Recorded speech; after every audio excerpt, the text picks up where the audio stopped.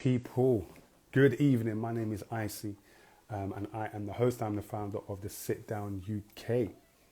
What is the SITDOWN UK? We are a live events platform, and what we do is we facilitate encouraging, empowering conversations. We get people from different areas, different industries, different spheres. As long as their story is empowering, as long as their story is inspiring, we want to interview them, we want to unpack it. So that's what we do here. And each Thursday, 9 p.m.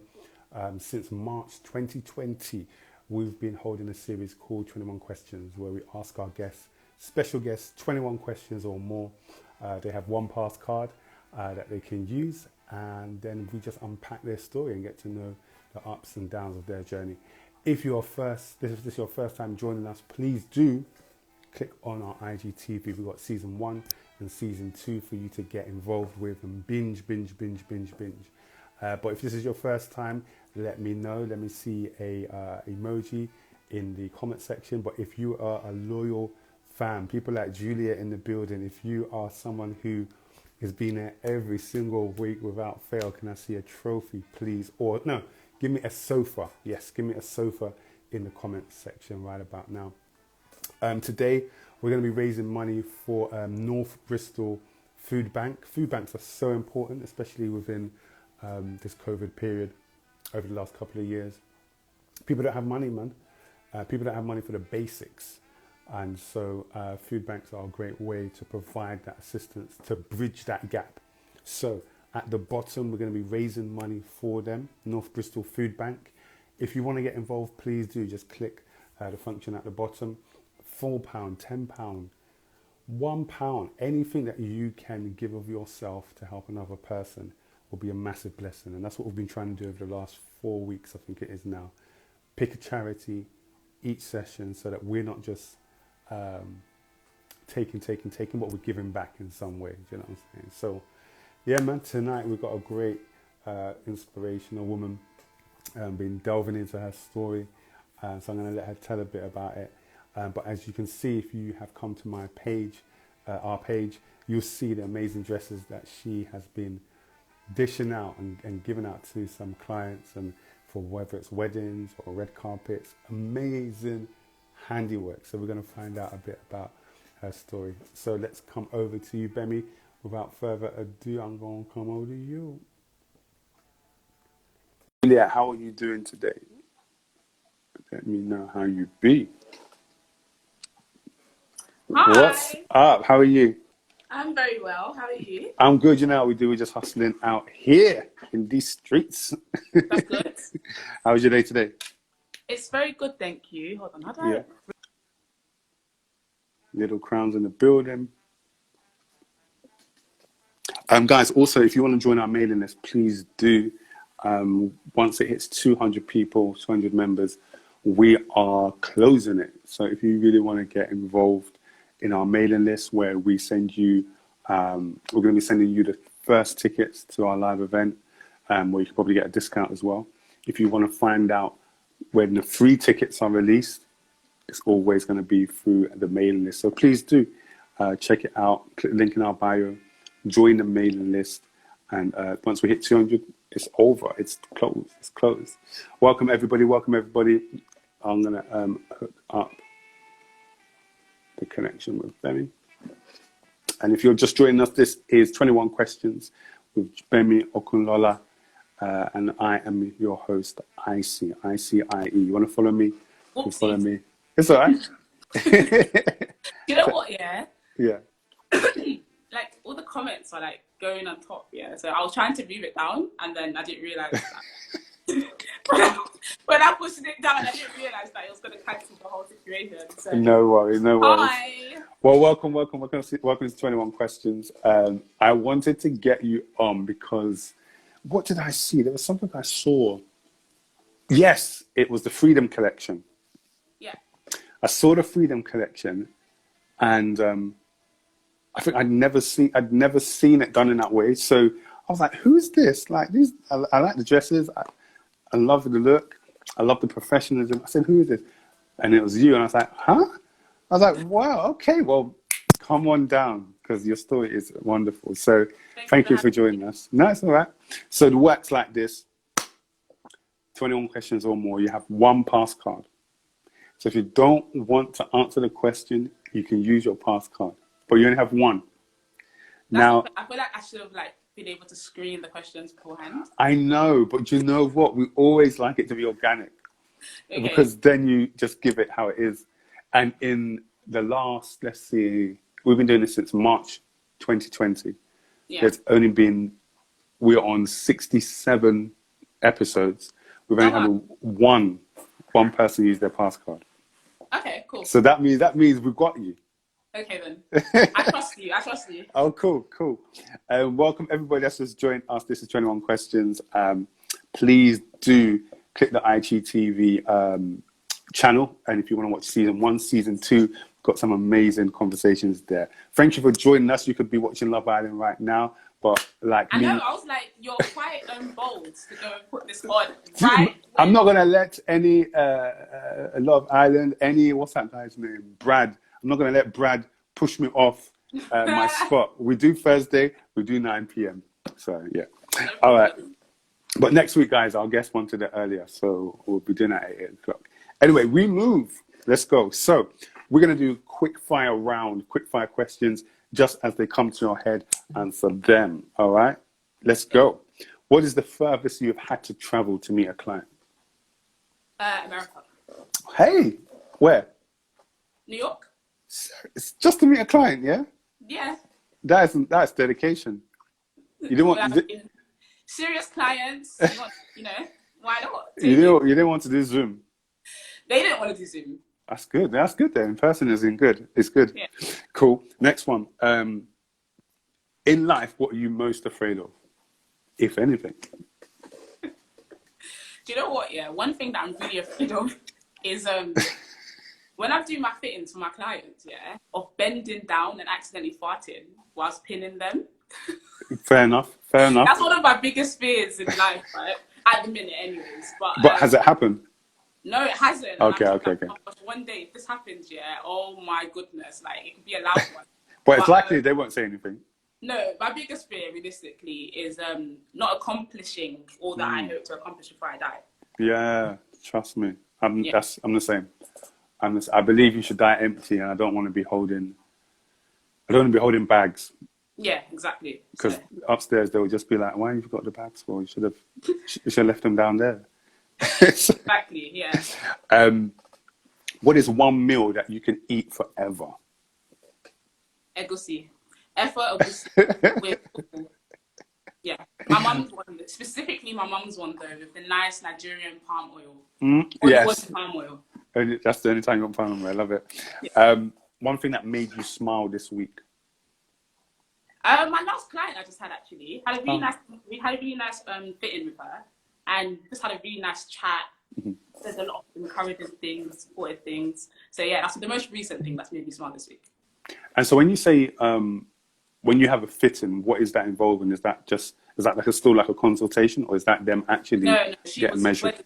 She's getting married on Monday, so it was actually well, our fittings, you either have like a fitting for your twirl. Whilst we're producing the dress, we do some fittings, and then you have a final fitting, which is when you collect your dress. This particular bride I'm talking about, it was her collection for her wedding on Monday. Come on. Well, I hope she has an amazing day. What is your dream phone call? A phone call that you're just dreaming one day to just receive? Oh my days. I've never thought about that before. What is my dream phone call?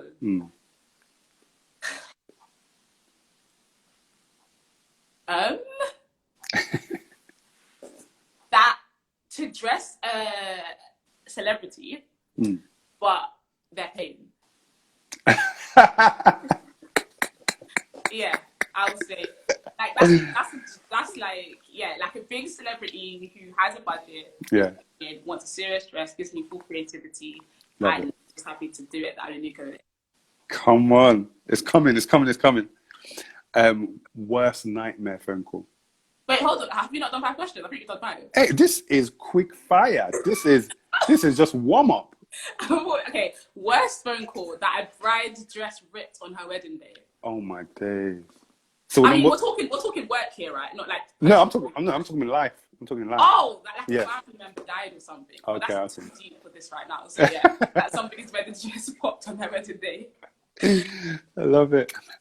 Finish this sentence. I feel most confident when. I feel most confident when I wake up in the morning. I'm a pretty confident person. I feel confident a lot of the time, to be fair. Come on. So you just wake up like that? Yeah, you know. I feel very confident when I'm around my friends and my family. Nice. Nice. Yeah. Favorite program at the moment? I was going to say Love Island, but they're not really doing a great job right now. So, favorite program at the moment, I don't watch too much TV. I would say Lupin. Oh, okay. A lot of people are talking about it, but I haven't watched it yet. Yeah, it's pretty good. It's not English, so you've got to have subtitles or have the words, but it's pretty good. I'm going to give that a try. Actually, who's your favorite in Love Island at the moment? In the villa? I don't have a favorite in Love Island. It's like, I don't know if they really want to be there. It's a bit, it's true. Not really my cup of tea this time around. Guys, if you're in the comment section, if you could put your favorite in the comment section, let me know. I think I'm... Nope, there's nobody. Okay. Yeah, there's nobody that's doing it. Who inspires you the most? Like when you see them do anything, any move, you know, if you're feeling lazy that day, it shocks you. Like, yeah, I've got to get it. My mum. And both of them, my parents. Nice. Yeah, they're really hardworking, and they're really hardworking, and they just don't stop. They just do everything they can to ensure that they do their best. That's amazing. Oh, I got mummy and daddy. When did you last cry and why? Ooh, when did I last cry? What was the last thing I cried for, actually? I don't think I've really cried recently, you know. Let me think about this. When did I last cry? I don't know, you know. I can't remember last time I cried. I probably cried for something silly. Like, not silly, but something like more like happy tears. Okay. Actually, do you know what, actually? I cried on Father's Day, actually. That was the last time I cried. Okay, why? I cried on Father's Day. I was having a conversation with my dad, and he was just telling me about, like, his upbringing and, you know, like, just really talking about how far he's come and just how, you know, just stuff like that. And I just thought it was like, oh my gosh, like, it was such an inspiration. Yeah, I cried. That's beautiful. That's beautiful. My sister is saying in the comments that... She said it was recently. But I don't know what she's talking about. She's just getting recorded, so let's not pay attention to her. All right, that's your quick fire round. Can we have a round of applause, please, for Gbemi in the comment section? That was light work. So well done. Guys, welcome to 21 Questions. We are raising money for North Bristol Food Bank, okay? I don't live in North Bristol, but that doesn't mean I can't help. So if you want to give any money towards them, please click the link at the bottom. £1, £2, £12, £400 is welcome. Help somebody who is in need. But let's dive into it. Okay, I want to read to you a quote, and you have to tell me who said this. My family's response means everything. Sounds like something I would say. Yeah, you said it. Oh, was it me? Okay. Yeah. So you said it in an interview. My family's response means everything. And I wanted to ask you, what is something that your mum or your dad has said to you that really, really encouraged you at a time that maybe you needed it? Oh, well done. You know, you just make me so happy. Something like that. Or it's more like, my parents are Nigerian, right? Mm-hmm. I don't know, but Nigerians are not the most expressive people, but like their tone, like how much they mean what they're saying, and their facial expressions. So they might say something that like a regular parent might say, but like the extent to how high their pitch goes when they're saying it, or how their face looks when they're saying it, it's like, you really meant that one. But like they say things. They always, every day they're telling me well done. Every day they're sending me different like reports and stuff and seeing my face on it. Like, yeah, so I mean, yeah, I think when I released my most recent corsets, they were like saying a lot. They were really praying, just really saying a lot of encouraging words. So yeah, they probably did that. How does that make you feel as their child? Oh, it makes me feel happy. It confirms. It helps me, like, I feel like I'm confirming that I'm doing what I should be doing. It makes me feel accomplished before I may be accomplished in the eyes of the world. You know what I mean? So I think a lot of time people feel like, oh, when you've made X amount of money, or when you've dressed this person, or when you've got a Wikipedia page, that's when, like, you know, you've arrived. I don't feel like I've arrived. I don't think anyone ever really arrives. You're always on a journey. But it just makes me feel like, okay, I'm on the right path. Yeah, so I feel pumped most of the time. Yeah. Shoni said, okay, cool, the donation button's not working. All right, my bad. I think they might not be accepting donations at the moment. Cool, no problem. Well, if you want to send money to me, or you want to send, if you want to send money to actually the SITDOWN UK, hey, for free, click the link in the bio. By the way, I don't mind. What did you say? They can send money to me as well. You, that you're on Shade Room, please. That doesn't mean a thing. 200 and something thousand followers in. Anyway, so guys, if you want to donate to our first event, click the link in the bio, and you can do so if you want to send your donations there. Okay, cool. What is your sisters? Your sister is in here, so that's good. Is there anything that your sisters have said that, I mean, especially about your work, that, you know, because I know you did your sister's dress for her wedding, but is there anything their words have done to encourage you? Oh yeah, like all the time. Like basically, when I come home, right, and I show them like a different dress, like a new dress that I made for a client or something, or like a new dress from the collection, like basically they always act. Sometimes I'm like, guys, I do this for a living. Like, you see this, you're like, you do this first. Every time they act shocked, like all the time. Like they're like, wow, like all my days, they're like zooming in and they're like scrolling, really like looking. I'm like, okay, I mean, that's a similar dress to the dress I did for the last client, but like they're always like blown away, and they're always like, wow, like compare this to this one, and nice growth, and just always saying like, well done. Or they ask me like, how do you feel? Like, how do you feel? You know, you should be so proud of yourself, or just like, oh my gosh, just how amazing. They're always, or just always praying, just literally just always saying like, I'm so proud of you, I'm so proud of you, like all the time. And does this feed into your ability to have that confidence? Because you've got so much, especially with a close-knit family. Yeah, 100%. Got that. Yeah. Like all of that comes from that. It's not like, I don't ever feel like, oh, I'm like self-made or anything like that. I feel like who I am and just like the way I'm able to operate definitely comes from like my upbringing, definitely comes from my immediate family, comes from my friends and so on, but specifically like my immediate family, just the way we've been raised to always feel like, to be happy with ourselves and to always feel confident within who we are. And then just the siblings that I have around me to just always support and just always have each other's back, like all the time. Like even if they're gonna cuss me out when I get home and be like, no, baby, you were wrong. Like on the out, like they're always, I can just always be sure and confident that like they're gonna, like the other day, my little brother, he's the youngest, right? So I don't really have Snapchat, but I went on it the other day, I don't know why. And like he had been like screenshotting, like all the post, like the shade room post, and then like screenshot in the comment section and posted it on his Snapchat. And it's like, these are wedding dresses. Like he's like a 16-year-old boy. Like what, you know what I mean? But then like he's posting it, and then he was like gatekeeping as the followers were rising on our Alonuko page. And he's like, you're nearly at 200k. You're at 199. And when it got to 200k, he like posted in my family group chat and was like, you're at 200k. Wow. Boom. And he's like, so basically things like that is like, he has wedding dresses that's got nothing, do you know what I mean? But the fact that, you know, each of them can find a way to just, to find a way to reason with what I'm doing, to understand it, to show an interest in it, it just kind of shows that, okay, yeah, like you're just 100% supporting what I'm doing. Love it. And this type of, I guess this type of incubator that you kind of been brought up in, does that reflect what you might want to, if you choose to have children, is that something that you want to pour into them? Yeah, 100%. When I look at my mum, I'm always just like, oh God, I don't know how she does this. Like, there's 5 of us, and we're all very similar. Like, we all sound the same. We all quite look alike, but we have our own. We're all quite different in who we are.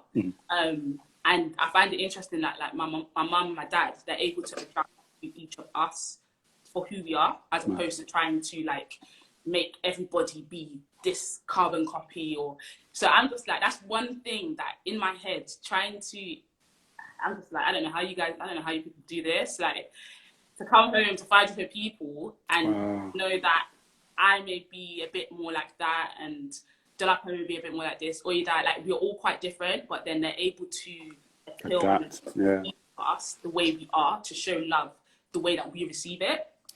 So like when I see them do that, I'm just like, oh my goodness, like you guys are so, it just shows how much attention they pay to making sure that they do what their children need.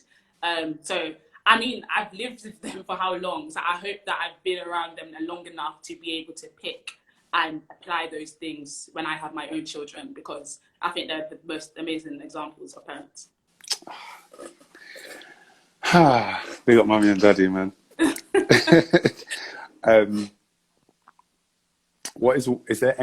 there one thing that you've never ever said to them that you'd want to say to them? To my parents? I feel like I've said everything to them, you know. Good. They know I love them. That's not like a thing that they don't know. Now, you know, I think they know it all. Good. I want to look into something that I call it the big gloss. Okay, the big gloss. And a lot of young people, I guess, in society now, they're losing people that are very close to them, whether it's to the streets, whether it's to whatever it might be. But they're young and they're losing them like that. But they're having to just continue as if nothing ever happened. Yeah. And so they gloss over it. And it's something that just happened. Yeah, my friend, he got stabbed last week. Oh, man, we moved. But with you, you lost someone that was close to you. You lost a friend when you were younger in secondary school. Died on was it on the Friday or the Saturday? She died on the Saturday. The Saturday, and you went back to school on the Monday. You went to college back on the Monday to, you know, sort stuff out. And I've heard you talk about it in different interviews. Mm-hmm. And it seemed so small. But I wanted to ask for you, like, at that young age, how did it affect you, and how does it still maybe affect you if it does? Yeah. Gosh, I've never spoken about this on a live. I didn't. Okay, so that means to brace myself a bit. Yeah, so, I mean, at the time when it happened, it was a lot, because still not different, so. And I think that I kind of just had the, oh God, I didn't expect this to happen. That's all right, take your time. Okay. Just give me 2 seconds. It's fine. Sorry, this whole situation happened a long time ago, so I've been able to like heal from it and stuff, but I think now I'm more just thinking about how I felt at the time as opposed to how I feel now. Okay.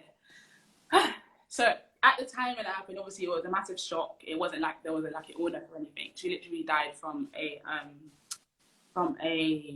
blood clot. From a blood clot, that caused a heart attack. And she, so I think for me, it was more like a thing where I kind of had the mentality of, you know, life is very short, and if you never know what might happen at any time. So I don't ever want to be at a situation where, like, at the end, I feel like, or people around me can be like, oh, I wish he was able to, like, even though I feel like at my life now, if God forbid I was to like die tomorrow, yes, my heart is right. I would believe, like, according to what I know of being a Christian and how I believe I'm supposed to live and stuff, I believe I'll go to heaven, all of that. But in terms of like all that I may have accomplished in life, I would like to feel as though I may not have reached the peak of all that I could accomplish, I want to know that I was able to achieve all that I could have achieved at that point. So it was just really about living like fully every day. Obviously you have days where you're just like, oh, I'm so exhausted, I don't have the energy, etc. And that's not just speaking about work, that's talking about everything, like your relationship with people, your everything, literally everything that you do, just doing it with your all. And one thing about Bernice, that's my friend who died, she was like such a jovial person, very supportive, very like, she's actually who brought me my first ever client when I first started making dresses. So she was very jovial, very like very like a lot. So everyone who knew her, my family, everyone who knew her would always be like, oh, like Bernice, like she was a lot kind of thing. But through who she was, she just always gave it everything. Wow. So for me, it was just always having that sort of mindset that whatever it is that you do, in whatever capacity it is, whatever area of life, just make sure you do it to the fullest. If you're going to do it to the fullest. If you're not going to do it to the fullest, then don't even waste your time in doing it a little bit.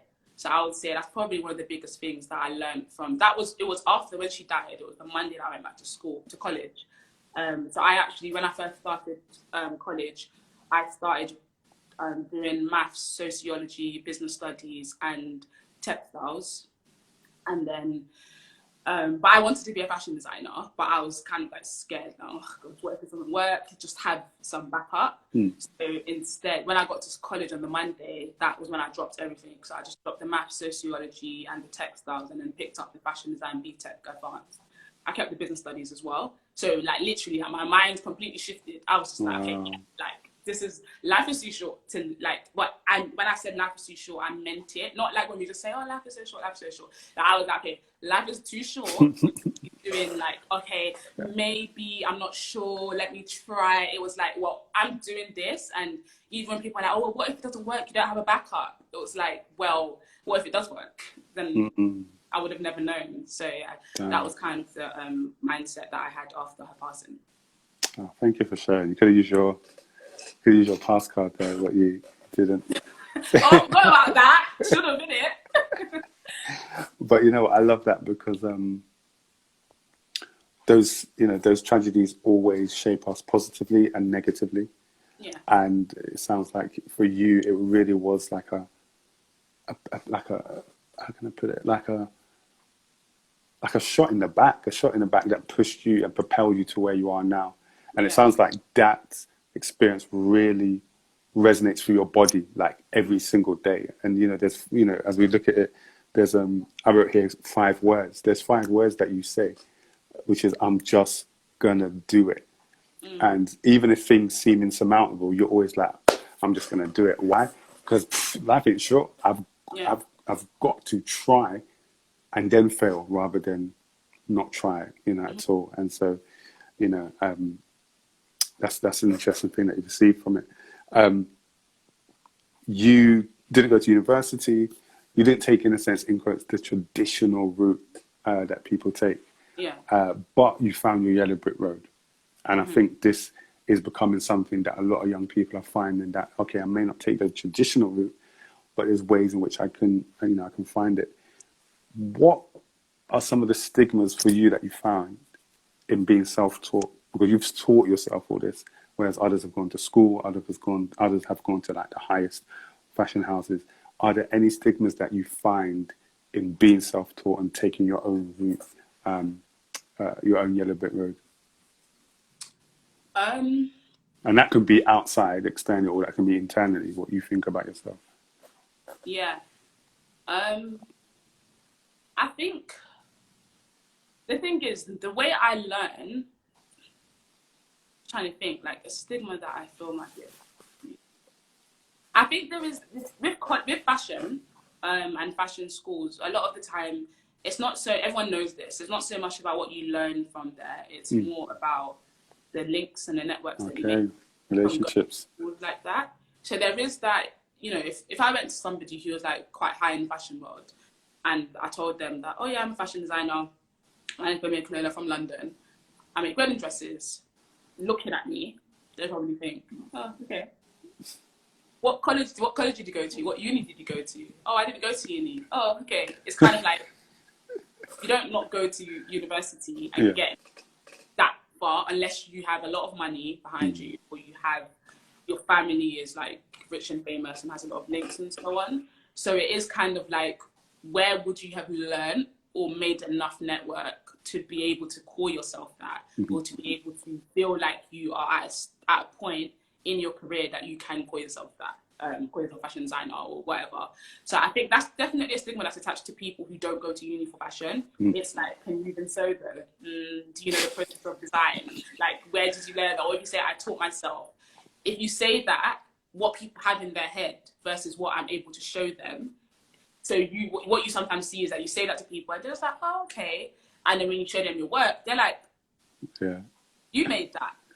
Wait, can we see more? And it's like, why are you shocked? I just told you that I make credit justice and I have a business. It's like, no, but when you said a business, I didn't think you meant that kind of business. No, gosh. Because obviously a lot of the links that you make through fashion universities is what gets you to be able to be successful in fashion. I would say that's probably the main thing. I feel like most of the time, a lot of people find me through my work. So I don't have to do too much explaining with that. A lot of people don't even know I'm behind. Well, maybe now after Shade reposted me, but before then, we probably didn't know who like Gbemi was. It's just like they see these wedding dresses, they know it's a black person in London. But yeah, I would say that's probably the biggest stigma. Just them trying to digest how somebody who didn't go to uni is able to put this together. Yeah. And do you ever yourself play that comparison game? I don't play I know that through going to uni, there are definitely networks and there's stuff that you can get from that. But I just try and figure out, okay, well, I didn't go, so they weren't pondering on that. So I know that there are certain areas in what I do that I'm going to be required to do the little extra, do a bit more, especially in networking. I'm not a great networker. It's something that I really have to force myself to do in a room. Like, it's not my strength at all. What do you find hard about it? What's that? What do you find hard about it? Because I'm the same. I can't. I struggle. For around this introverted, extroverted, introvert thing. I haven't really read too much about that, but I feel like I fall into that category of introvert. One of those people. Yeah, I am. Like, I'm bubbly with my mates and stuff, right? And then as soon as you put me in a space where I don't know people, please put me in a corner, throw a duvet over my head, and I'll just take in the energy through. But you tell me to start talking to people who I don't know, I'm like, hi, I don't really know what to do. I'm awkward as heck. I'm just like, oh my God. Trust me. In my head, I'm just like, why can't we just sit down, listen to the music, and just have gentle chat? Like, why do we have to like gentle chat? This stuff? So yeah, but when you get into it, I realized that Gbemi just overthought the whole situation. It was not that deep. You wasted a whole hour thinking about how to say hello. Just say it, like. But I'm learning that part. You're someone that's very, very optimistic. You know, if you see a challenge, you'll look around it and say, okay, it's a challenge, but how can we make it work? Yeah. What about the days when you're not optimistic? Do you have those days, and how do you feel? Yeah, 100%. But I don't feel like it's always the optimism that helps me to say, what is the challenge? How am I gonna tackle this? There's different things that kind of lead me to approach challenges in that way. One day it might be my optimism. Another day it might be a deadline. There's no choice. The deadline is on Monday. Like, the bride's coming, whether you like it or not. She's coming to get her dress, so you don't have a choice. It needs to be done. Then other times it's like the vision. I see where I'm going, and I'm just like, okay, well, Gbemi, if you want to be here, here, and here, you want to do this, that, and that. Again, that vision of where I want to be, I know that this particular hurdle or this challenge is important to get there. So that leads me. Inspiration, the people around me who I see who work hard as well, makes me just think, okay, well, they're doing it. They don't have two heads. Different things. So on the days that there's very few times that I genuinely just say I'm not doing it. There are, unless I'm like completely ill. I got the jab today. Everyone get your vaccine, because me, I got it. So everyone must get that vaccine. But anyways, I got the vaccine today, and everyone was like, you're going to be tired. You're going to be tired. I'm like, nah, I'm going to be tired. And anyways, when I get tired at work, I work anyways. Yeah. I was tired though. I was very tired, but I needed to do my work because the deadline. I was doing this when I was cutting today. I was stretching my eyes badly. So again, like in my head, I'm like, I have every excuse to say I need to go home right now because I did just get the vaccine and your arm does get dead. So I have got every reason to say, but again, it was not optimism. I wasn't optimistic because my arm was hurting me and my head was hurting, but the work needed to be done. So let's do it. Works after a run. Works after a run. Big up to everyone that's joined us so far. 21 questions with Gbemi Okunlola. Did I say that? Say that? Yeah, well, I'm still learning how to say my name properly right now. So you are still learning. Yeah, I don't, because I feel like saying Nigerian names, unless you have like the accent, it's not easy to say it. Yeah, so I've been practicing, and I've decided that now I want to go by the name Oluwabemisola, like my full name, right? Okay. So I'm practicing how to say it properly, and yeah, I'm getting there. Oluwabemisola. Okay, cool. Lena, the money girl, said, congrats on the success of your Shade Room ad. Tell us how that even came about. Was that something you knew was going to happen, or? Yeah, I knew it was going to happen. I didn't know what time and stuff. Like, I was in a fitting with my client, and my bum was vibrating. I was like, why is my phone going off like this? And basically, like, everybody was commenting and reposting, so like the vibration on my phone wasn't stopping. So I was just like, looks on my no, actually, the way I saw it was my client's friend who came with her was like, she opened her phone, she just went into interview, and she doesn't really know me. She came with her friend, and she was like, "Wow, that's you! You're on Shade Room." So I was like, "Oh, am I there now? Yeah." And she was like, "Wait, what? Is that how you celebrate?" So I was like, "Well, I mean, I'm kind of doing a fitting, so I'm kind of trying to concentrate." No, so obviously we contacted Shade Room to have an ad, to place an ad there, because marketing is really important, guys. Trust me. Marketing Trust me.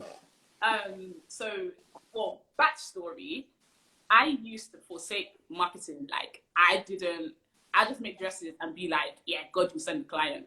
Yeah, right. God can send the client, but don't be stupid. Like, you've put in work this far, continue the work. So one day I was driving to work, and there's a McDonald's around the corner from my studio. And on the way to work, there's like 3 roundabouts, and at each roundabout there's a billboard, and each billboard had a McDonald's advert, like McDonald's. So I'm like, it just clicked in my brain. I said, bro, like, McDonald's, we know you exist. Like, you ain't got to remind us 3 times before we get there. Like, we know, we've been knowing. So as I'm seeing each McDonald's ad, yeah, I don't even eat McDonald's like that. All of a sudden, I'm wanting chicken nuggets. All of a sudden, I'm wanting hamburger, cheeseburger. So I was like, the importance of ads, like, no matter how big you are as a brand, they don't stop. Like, big McDonald's, why are you doing ads? You don't need to do ads. So then it just made me think about me and my brand. And I was like, who do you think you are, baby? You don't place ads. And you want to be selling how many thousands of pounds dresses? I think it's time to start positioning some marketing plans. So we do marketing anyway, like social media ads on Facebook and Google ads and all of that. So I was like, you know what? Like, I know where our market is. I know where my audience is. Why not put yourself right in front of them? Yeah. So we were looking at the different options that we have available to us and what the best place to put it. Also, Black Love Page, they actually posted us not too long ago, and that like really created like a big buzz, made one of the pictures go viral, etc. I saw the impact that had, and that wasn't a paid ad. Oh. So I was just like, okay. Shade Room had about 100 times their following. So I was like, well, if they can do this, imagine what Shade Room could do. So we contacted them simply.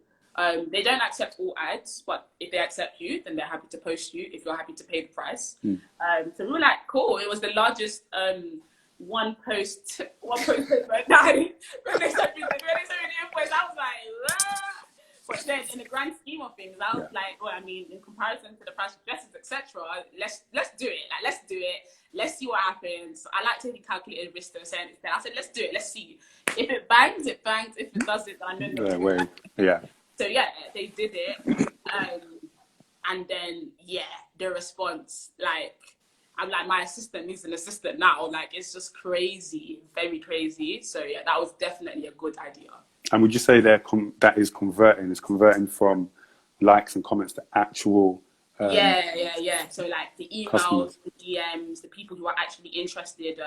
Also, because Shade Room is obviously an American brand, a lot of their audience is America, and we have recently, over the past year, built up a very, like, actually, most of our following right now is from America.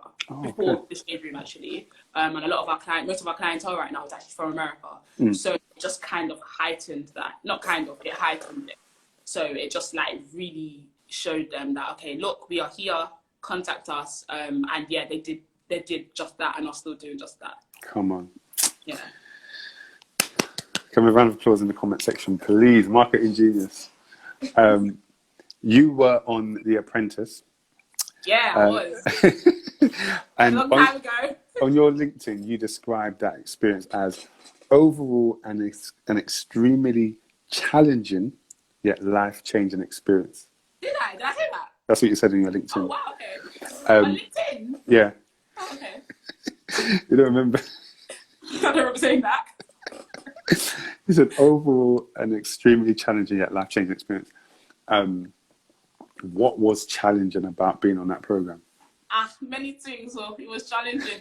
It was very challenging. How old were you again? Huh? How old were you at that time again? I was 16. 16. I was 16 when we filmed it, 17 when it was aired.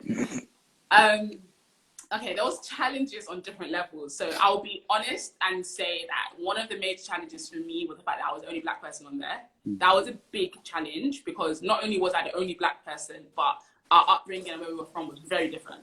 So obviously I'm from Peckham, proudly. But they were like from like the countryside sides, like Shropshire, private school. Like one of them, their parents owns like a box at Wembley Stadium, like them kind of people. Okay. So yeah, our upbringing was very different. The way we speak, very different. So it was like when we have conversations. It's like, I remember one time we had a conversation, and the guy was like, "So like, do you see people getting shot? Shot? Oh, you dumb? Have you seen the Queen? Like, what are you talking about? Like." But so that's just an example of like the kind of conversation that I would hear over the 6-week period of filming. So that was definitely a major challenge to me. Also, I had never worked somewhere in my life. So like being around like in a working environment with people, I'd always done my own things. So it was just like that already. It would annoy me sometimes. And then I don't think I had enough training as to how to channel my annoyance sometimes. Like if you see some of the past episodes, yeah, my face is strict and stern now. Very stressed, yeah. But that was because I just left the house and somebody asked me if I've seen somebody get shot because I live in Peckham. Aside from that, in terms of the challenges, things like you had to wake up super early. The challenges were like long days and long stretches of the day with cameras like there all day, every day. Sorry, can you do that walk again? Sorry, can you say that part again? Can you do this again? And then just being, I'm not going to underestimate the talent of the caliber of the candidates because as much as I was a business-minded person, they were business-minded people. So it was just like a whole lot of ego all the time. Like, my name for the team is the best name for the team because I'm a business person. I've been doing this. And she's like, my name is the best name for the team because I'm a business person. I've been doing this. Like, basically, we're all business people, right? So everyone's thinking that their idea is the strongest idea. Yeah. But at the same time, you're like, if your idea gets picked and this task fails, yeah, it's on your you're head. just going to say who's responsible for the failure of this task, and it's going to be you because it was your idea. So it's kind of like catch-22 because it's like you want to do the most, like you want to make sure he doesn't say, well, you didn't do anything. And at the same time, you want to make sure that he doesn't say the reason why your team failed is because you came up with that idea. Yeah. It was just about like trying to tread lightly, but then at the same time, trying to make sure you assert yourself and do the work and having to work with people who you don't even know properly like that. Like if you go into like a workplace, you kind of have that like easing in period where you get to know people, you might, kind of like you go to school. You have like, what's that week called again in the first week of school? Like induction week? Induction week, where you kind of like get that. But this one, the day that you see us in TV, we've all met each other for the first time. And we're just doing a task, and it's kind of like, okay, I just about know your name. It's like, so, and on top of that, it's actually a competition, but we have to work together. So yeah, there was a lot of challenge, but it was definitely a really good experience, 100%. Even getting fired was interesting. What was it like then watching it back with everybody, like, and social media actually as well? Do you know what? One thing I would say is, thank God social media wasn't what it is now. Wow. Because, my dear, it was social media. It's strong, right? Like I have not been on the receiving end of negative social media, right? So I can't even imagine what that feels like. But social media are strong with it. But back then, social media definitely wasn't like what it is now. I don't even know if Instagram was around back then. I think it was just really Twitter. But I think watching it back, me watching it, I'm watching at the same time you're watching it. So like sometimes I would be like, oh my days, it didn't even happen like that. Oh no, I love it, man. Why did you do that? Or like they will like somebody will say something and then they'll get me like rolling my eyes. And I'm like, I did not roll my eyes. I did not roll my eyes. I 100% agreed with that. But you have to remember when it comes to TV, no matter what the situation is, it's 90% for your entertainment. So if it's news, they need to use the scene where you roll your eyes. You have to take it and take it like that. So yeah, literally, my sister literally saying we were on the floor. Like we'll be watching it, and I'm like sinking in my chair, like putting the cushions over my head because I'm just like, oh, why did I say that? Why did I do that? Why did I do this? But I think overall it was quite funny. It was interesting. It's interesting now looking back and like just seeing like. If I was in a situation like that now, it would be so different. But I think more than anything, the growth is good. Amen. Amen. Yeah. You've gone on to create. How do you say it? Alonuko. So my surname backwards. Okay. Oh, I love it. You after your first expensive fashion show that you made sure happen. You received like a ton of like attention and everything, but you weren't ready. And I wanted to ask you about the burden of success, and especially coming off the back of the Shade Room ad. What burdens come with being successful? That's a really good question. Okay, so to answer the first part of that, not being ready, I think in that particular case with my first collection that I did it optimistic and everything, but just not really understanding what could come from it. I had high hopes, but I just didn't, my expectation, I didn't know what to expect. So it was like an immediate response. So I was like, I don't even really have suppliers like that. I was joking, guys. I didn't really mean it. Like, give me a minute to like get serious kind of thing. So it just happened, and it was like, okay, well, Gbemi, the orders are coming, you kind of have to do it. So I just kind of had to do it, but it's a thing where what I've learned, or what I'm beginning to learn, is that you need to prepare yourself for what is to come. Like, stop waiting for people to validate you before you're like, okay, now it's time. Like, do what you're supposed to do. With this recent collection, like, I put my everything, I put my whole body into that thing, and I was like, I'm intentional about this collection. Results are going to be big. So I was like, yeah, we need to employ more people, we need to move studios, we need to do this, we need to do that, because it's coming, and when it comes, we need to be ready to deliver. True. And a lot of that takes faith, because if it doesn't come, well, but yeah, it's faith. Essentially, it's faith. But I was speaking about the responsibility of a business owner and a successful business with my sisters just the other day, because there's actually a big fashion brand that just recently went into administration, and through that, over 500 people have lost their job, but it was as a result of their responsibility, right? And I was saying that as a business owner, you have staff, you have clients, you have yourself. There's so many things that sit on your head. And if you don't understand that you are responsible to a certain degree for all of those different elements that make up your business, then you do not deserve to have it. Like, I think the responsibility should be taken away from you, because if I choose tomorrow, I don't feel like doing this anymore. What do you mean?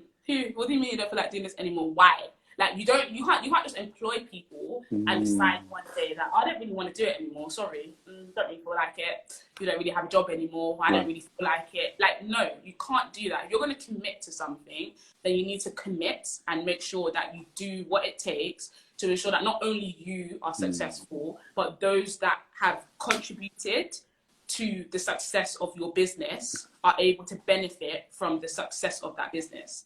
So I make sure that, and it takes a lot of like training, brain training, and just really, really, really taking on that responsibility and knowing that if this doesn't work, it's not just you that's affected. Jeez. Not just you that's affected. Like you can't just ruin people's lives or lead people astray or string them along with no plan. You can't just do that. You have to. People plan however many months in advance based on just getting paid.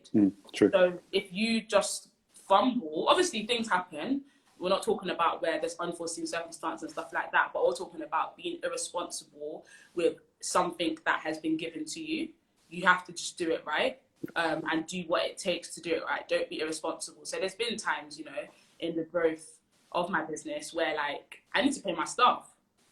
I don't have the money to pay myself. So you pay your staff and you make it work. You got to eat Gary. What it is, you know what I mean? I can't. How can I be living the good life? I'm going out to eat. I'm going on holiday, and my staff don't have pay. You're still their pension. It's not. It doesn't work like that. Love so that. I'm important. I need to look after myself, but my staff are equally as important because without them, there is no Alonuko.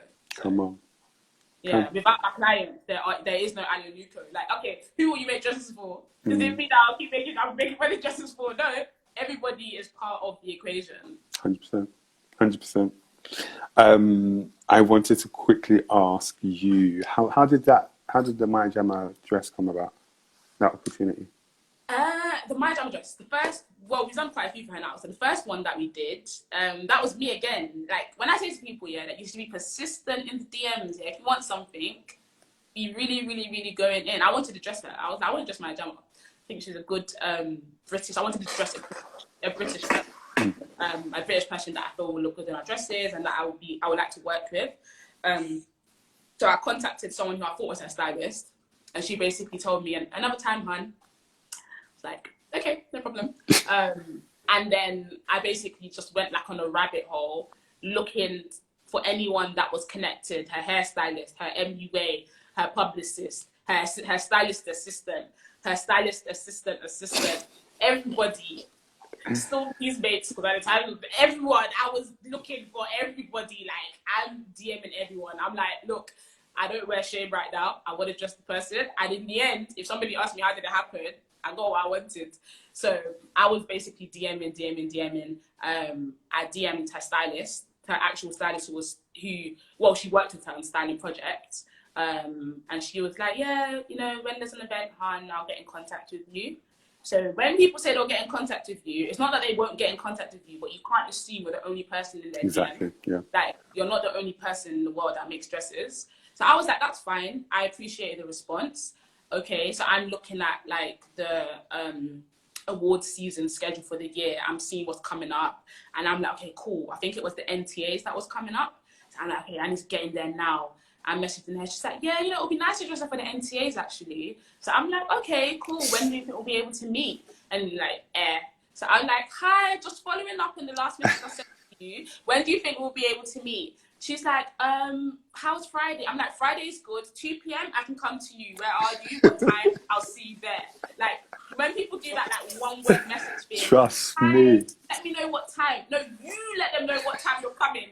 And you'll see them there. I'm like, I'm coming, I'm seeing. So yeah, we met up. I designed the dress. Obviously, I wanted the publicity. So I'm like, we will cover the costs entirely. And we'll dress you. We'll be available, we'll dress you. And then doing that, she got best dressed for the NTAs. So that immediately gave us like a really good rapport with them and just kind of like a good name in terms of red carpet dressing. So going forward, when there was events again, they wouldn't hesitate to contact us to dress her again, cool. and other stylists to dress other people. And she asked you naturally for the Brits. Yeah, so for the Brits, so they contacted us again. So you did. It's just beautiful. So there's such a lesson there that, oh my gosh, when you get given the through ball, yeah, you have to score. You have to score. Because if you do not score, the call is not coming again. Nah. But you scored at NTA. Yeah. And it's this whole thing of it's almost like you prepare for the moment. Yeah. Consistently train and prepare for the moment so that when that moment comes, you execute. Because in one execution, it'll open the door for so much more, you know. And you did that. You executed at NTA. So the Brits was nothing. And, you know, it just makes your name and the standard of what you bring synonymous with her and everything that she's about. So, yeah. come on. Love it. All right. I'm going to end with this question here. Your faith. Your faith is so integral to what you do. You speak about it a lot. And I just wanted to, you know, to ask how has it helped you in your career and continues to help you in your life in general? I think my faith is the one thing that keeps me grounded. It helps me to not get gassed. I think it's important to be proud of yourself and to acknowledge your growth, acknowledge your achievements, because what are you doing it for? But it gives me, number one, it gives me confidence, because I always remember the scripture, Philippians 4 verse 13, I can do all things through Christ who strengthens me. So that's something that helps me to always know that I can do this. Like, I can do this. And this is why I say that it's not, I don't feel like I'm self-made. I mean, that confidence doesn't come from the fact that I think I'm Incredible Hulk or I'm some like magician or anything. It comes from the fact that I know that I'm working through a gift and a talent that was given to me by God. 100%. So the strength and the ability that I have to use that to bless people within my sphere of work, it comes from him. So because of that, as long as I'm tapping into the same pot that I tapped into in the beginning, I'm just confident that like I can do this through the strength that God gives me. So like that's number one. Number two, I think it's important again that as you grow to have a good amount of humility, because not even the whole idea of you can get dragged down at any minute, but just like again, be pleased, be happy with what you've done and where you are going, etc. But your head doesn't need to explode. So I feel like, again, if I didn't have God to be here, I don't know, maybe I'll be gassed, maybe my head would have exploded. But I think, again, that element of me knowing that it doesn't come from my own just ability, it's God. So it's like, okay, cool, I'm able to do these things, but it's because God is borrowing me these skills. Like, he's just dropping it to me, like, okay, today, take this one, you get to do this one, okay, tomorrow, take this one. So basically, I feel like, okay, no, don't get gassed, it's not you anyways. Well, it is, but it's not, kind of thing. And then again, just, you know, in terms of the things that I decide to do, the direction I choose to go with the type of designs that we create, how I choose to allow Alonuko to be portrayed, the stories that we create, all of that, I really, really take time. I take time to pray about my business. I pray for my staff. I pray for my studio. I mean, I pray for things here, like, sometimes I'm like, God, please, don't let my studio ever burn down. Wild things, but like, some people might be like, you what? What's that supposed to do with anything? But then sometimes you just have to really understand that, like, there's things that happen in the world, not necessarily to businesses, but just to people, to anything. And if you're not covering it with the blood of Jesus, then it's like, what is covering it? So for me, like, just continuously, when I pray, making sure that is a crucial thing that I pray about, right? And just, you know, even the people that you have around you, that's trustworthy people, everything, the clients that I receive, they're not bad belly clients, like, you know, just for me to really be able to experience the fullness of the blessing, and enjoy it, not feel like it's a burden, not like, oh, is this really what I should be doing? So having that faith, it really keeps me grounded. It really helps me to stay focused. It really helps me not to doubt on a daily, not to question everything, where I'm like, I'm not going to keep going back to, oh, should I be? No, I believe this is what I'm supposed to be doing. So that's done. We're not talking about that. Like, that's done. And I'm now, what I'm doing is praying for, like, you know, continual guidance, continual blessings, continual ideas, creativity, the right people around me, basically every single thing that equates and helps what this is, just ensuring that it's covered by the blood of Jesus, and not being apologetic about that, just being bold in what I believe in and making it clear that I'm born again Christian, I believe in God, and I am here today because of him. Come on, man. Hey, You better drop that mic. Guys, can we have a round of applause, please, in the comments section? Gbemi, thank you for this evening. No problem. Seriously. I always say, anybody that comes on here as a guest, it's not by chance. You know what I'm saying? It's literally God's orchestration, because there's things he might need to be said. There's things that he might need to show people, or people can connect to, or be inspired, or whatever it is. So we always take it serious, and whoever we bring on, we say that, okay, now we become your champion. If there's anything that you're putting out, if there's any support you need, before you post it, we would have posted it. We will screenshot it, and we'll put it out there. We always try to support. So just know that you've got our support over here in any way you need. We got you. You know what I'm saying? Thank you. I appreciate that. No problem, no problem. Guys, thank you so much for joining us. I know you could have been watching Love Island. I think, what time is it now? 10 o'clock. Okay. But yeah, thank you so much for joining us. We're going to put this on our front profile page. So immediately after, if you want to send it to anyone you think it can help, it can benefit, please do. We're going to be back here next Thursday, 8 p.m. We've got another guest. But if you want to check out all the past events, all the past interviews, click on our IGTV. We've got season 1 and we have season 2. That's like 67 episodes. Okay. That's a good run. That's a good binge right there. All right. Yeah. So yeah, guys, thank you so much for your time. And click the link in our bio. Donate to our next event. We're going to have our live event. We haven't had one since December 2018. Jeez. Wow. That was a long time ago. Well, so, that means it's going to be epic, isn't it? Amen and amen. So guys, click the link in the bio, donate to our cause, and we'll see you there. Thank you. God bless, and have a good night. Take care. Thank you. See you all.